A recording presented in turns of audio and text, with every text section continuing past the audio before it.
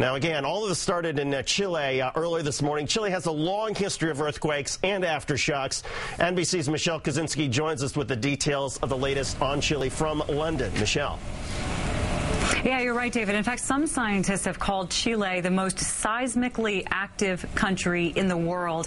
And it has a long history of very strong earthquakes, too. I mean, when we think about the 7.0 that hit Haiti a month ago and the kind of damage that did, people really realized the strength of that powerful an earthquake. Well, Chile has had 13 7 magnitude or greater earthquakes since 1973. And in its 450-year history, it has had 33 devastating earthquakes, at least of that magnitude. I mean, just in 2007, it was hit by a 6.7 and a 7.7. The difference being, of course, there's a lot of wilderness there. So if these larger earthquakes that would devastate a city like Port-au-Prince, for instance, hit in the northern part where there aren't very many people, the world barely notices. It really depends on so many factors, including whether it hits onshore or offshore, of course, the depth of the earthquake. But Chile has been so used to these earthquakes that since the 1920s, it's been insisting on these strict standards for their buildings. And in fact, some scientists have called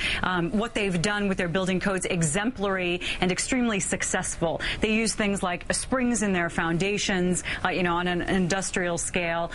For homes and other buildings, they have really strict standards that they've been adhering to and that they've been monitoring. And in fact, over the last several decades, they've been constantly changing and improving their requirements for buildings as they've been hit by bigger earthquakes from time to time.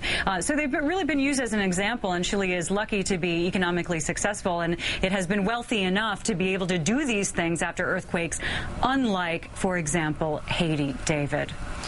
Michelle, you spent a lot of time in Haiti. I wonder if you can just describe just the significant difference in terms of the fact that in Haiti, of course, Port-au-Prince, a very crowded city with very essentially no building standards, and then compare that, of course, as you were just talking about in Chile, where even some of the smaller towns outside of San Diego are used to this sort of thing and have a variety of standards and codes to protect against it. Right, and it is amazing to see the difference. If you really can say to any degree that the building standards have helped, what a difference, because we're talking about 1,000 times greater, according to some scientists, power in this earthquake than in the Haiti earthquake. But you're also talking about, in Haiti, 3 times greater population density in that area and no building standards, as opposed to what's been going on in Chile for the last several decades and the way it's constructed buildings and insisted on that.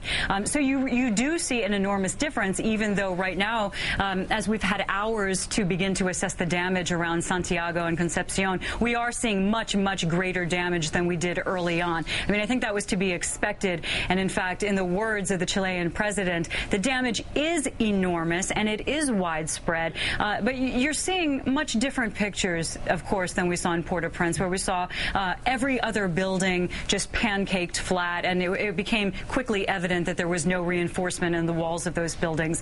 That said, we still haven't seen some of the more remote areas around where the epicenter was. I mean, perhaps there are villages on hillsides that are less well constructed, and we might see more devastation there. I think the latest information we got from officials in Chile said that some 500,000 homes were severely damaged. We don't know how widespread an area that encompasses at this point. So we know that there's a lot of damage.